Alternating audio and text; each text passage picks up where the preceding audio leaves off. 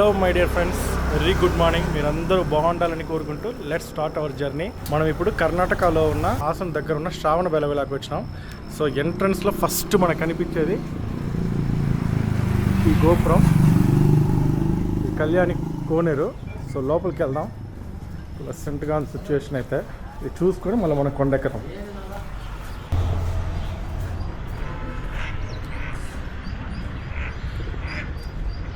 చిన్న బుడ్డిది వెళ్తాను చూడండి బాత.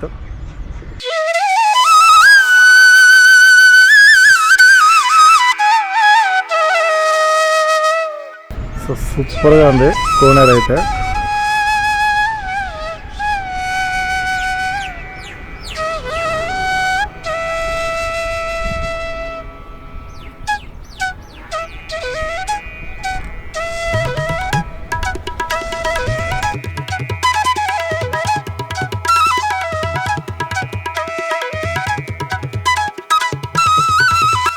సో ఎంట్రన్స్ అయితే ఇదే వింధ్యగిరి మహాద్వార్. సో దీని లోపల నుంచి మనం వెళ్ళాలి.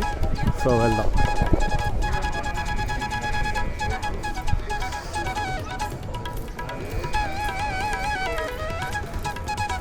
కొన్ని షాప్స్ కూడా ఉన్నాయి, చిన్న చిన్న షాప్స్లో. నార్మల్గా అన్ని టెంపుల్స్లో ఉంటాయి. చిన్నపిల్లలు వస్తాయి బొమ్మలకి, లేడీస్ కావాలని హ్యాండ్ బ్యాగ్స్ అన్ని జూట్తో తయారు చేసినవన్నీ ఉన్నాయి.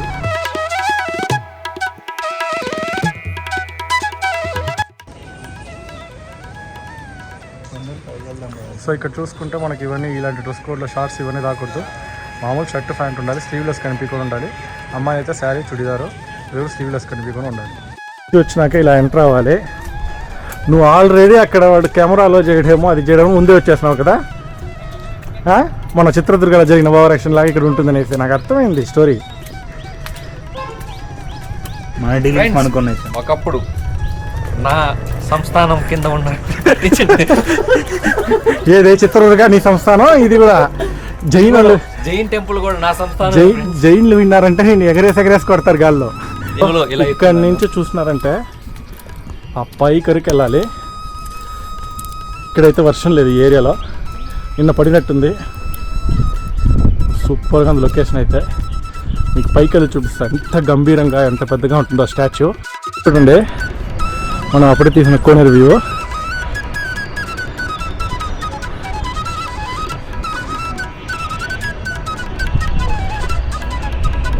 యాక్చువల్లీ ఇంకా పైనుంచి ఇంకా సూపర్గా ఉంటుంది. వెళ్ళి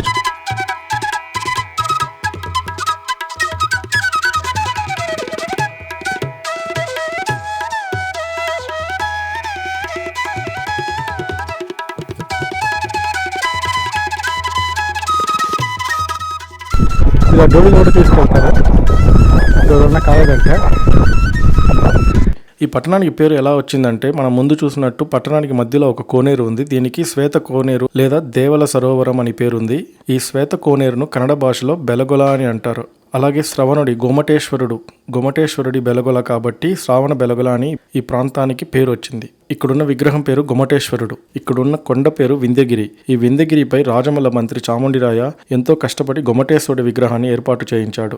అంతేకాకుండా ఈ విగ్రహానికి ప్రతి 12 సంవత్సరాలకు ఒకసారి మహామస్తక అభిషేకం జరిగేలా ఏర్పాటు చేశాడు. తొలి కాలంలో అభిషేకం జరిపించాలని చాముండిరాయ నిర్ణయించుకుంటాడు. తన అహంకారం ఏమిటంటే అంత గొప్ప విగ్రహాన్ని తానే చేయించాడు కాబట్టి తాను తప్ప ఇంకెవరు అభిషేకం చేయకూడదని అనుకుంటాడు.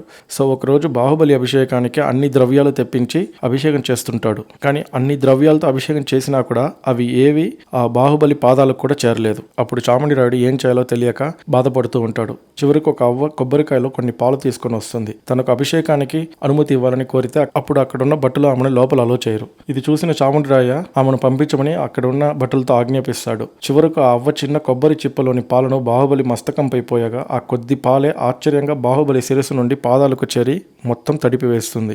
అప్పుడు అంతే ఆగకుండా ఆ విగ్రహం నుండి పాలు ఆ వింధ్యగిరి కొండ నుండి కిందికి ప్రవహిస్తూ ఉంటుంది. అలా పారిన ఆ పాలతో ఏర్పడేదే ఈ సరస్సు అని అంటారు. అందుకే ఇది తెల్లగా ఉంటుందని శ్వేతకులనని పేరు వచ్చింది. అది చూసిన చాముండిరాయుడు ఆ అవ్వ మహత్యానికి ఆశ్చర్యపడి క్షమించమని కోరుతాడు. ఆ అవ్వ ఎవరో కాదని జైన జాతి రక్షక దేవతని, ఆ భగవంతుడి సేవ భాగ్యాన్ని అందరికీ కల్పించాలని చాటి చెప్పి చాముండిరాయ కళ్ళు తెరిపించడానికి వచ్చిందని జైనులు విశ్వసిస్తారు. అంతేకాకుండా ఆ అవ్వకు ఒక ఆలయాన్ని కూడా నిర్మిస్తారు. ఆ ఆలయాన్ని గుల్లెకాయ అజ్జి ఆలయంగా పిలుస్తారు. అజ్జి అంటే కన్నడలో అవ్వ. అసలు మొత్తం కొండ మీద ఇదంతా చెక్కి అసలు స్టెప్స్ వేసి ఉన్నారు. చూడండి ఎంత హైట్లో ఉన్నాము.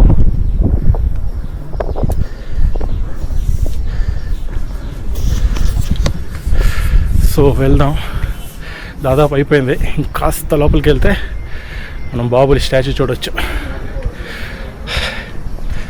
స్టామినా కొంచెం తగ్గుతా ఉంది, బండిలో ఫెయిల్ అయిపోయింది. ఇక్కడ చూడండి ఎంత బాగా చెక్కున్నారు అసలు. ఇక చరిత్ర చూసుకుంటే ఈ వింధ్యగిరిపై స్థాపించిన ఆ కొమటేశ్వరుడు అంటే ఆ బాహుబలి విగ్రహం దాదాపు 58 అడుగులు ఎత్తు. దీనికి ప్రపంచంలో అతి పొడవైన ఏకశిల విగ్రహంగా గుర్తింపు ఉంది. ఈ విగ్రహం యొక్క పీఠంపై కన్నడ, ప్రాచీన కొంకణి, సంస్కృత భాషలో ఒక శాసనం కూడా ఉంది. ఈ శాసనం క్రీస్తు శతాబ్దం 981 నాటిదిగా చెప్పబడింది. ఈ విగ్రహాన్ని కన్నడ భాషలో గుమటేశ్వరుడిగా పిలుస్తారు, కానీ జైనులు బాహుబలిగా కొలుస్తారు. భారతదేశపు 7 అద్భుతాల జాబితా కొరకు టైమ్స్ ఆఫ్ ఇండియా 2007 ఆగస్టులో ఒక సర్వేని నిర్వహించింది. అందులో 49% మంది గుమటేశ్వర విగ్రహానికి తమ మద్దతు తెలిపి మొదటి స్థానాన్ని కట్టబెట్టారు. ముందు చెప్పినట్టుగా ఈ గుమటేశ్వరుడికి ప్రతి 12 సంవత్సరాలకు ఒకసారి మహామస్తక అభిషేక ఉత్సవాన్ని నిర్వహిస్తారు. అప్పుడు ప్రపంచంలో ఉన్న జైనులందరూ ఇక్కడికి వస్తారు. ఆ సందర్భంగా పాలు, పెరుగు, నెయ్యి, కుంకుమ పువ్వులు, బంగారు నాణెలతో అభిషేకం చేస్తారు. ఇంకొకసారి ఆ మహామస్తక అభిషేకం ఎప్పుడు జరుగుతుందంటే 2030 సంవత్సరంలో. ఇది ఉంది కదా, యాక్చువల్గా ఇది త్యాగత కంబ అంటారు. ఇది 10th సెంచరీలో క్రియేట్ చేసినారంట. సో ఆర్కిటెక్చర్ సూపర్గా ఉంది.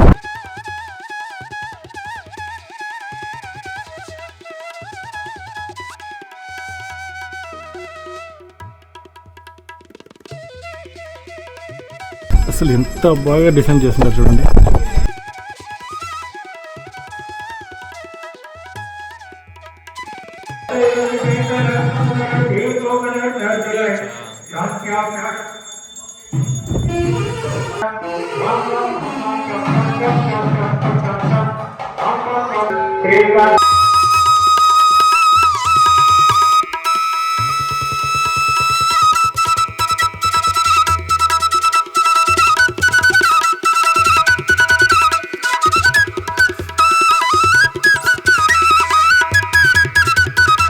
సో శ్రావణ బెలగలో చూసుకోండి, జాగ్ ఫాల్స్కి వెళ్దాం అనుకుని వెళ్తా అంటే హైవేలో అయితే ఈ లొకేషన్ కనిపించింది. సూపర్గా ఉంది యాక్చువల్గా.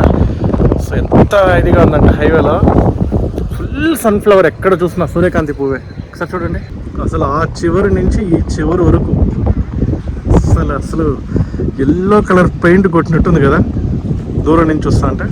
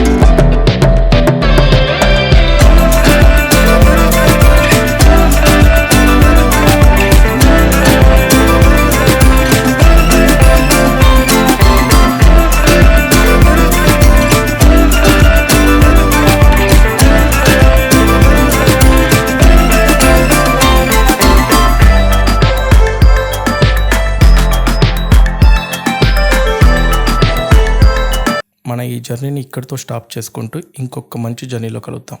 ఎప్పటిలాగే వెళ్ళే ముందు ఒక చిన్న రిక్వెస్ట్, ఎప్పుడు నవ్వుతూ సంతోషంగా ఉండండి. అలాగే మీ చుట్టూ ఉన్న వాళ్ళని, మీ అయిన వాళ్ళని సంతోషంగా చూసుకోండి. Signing off from you, Shan.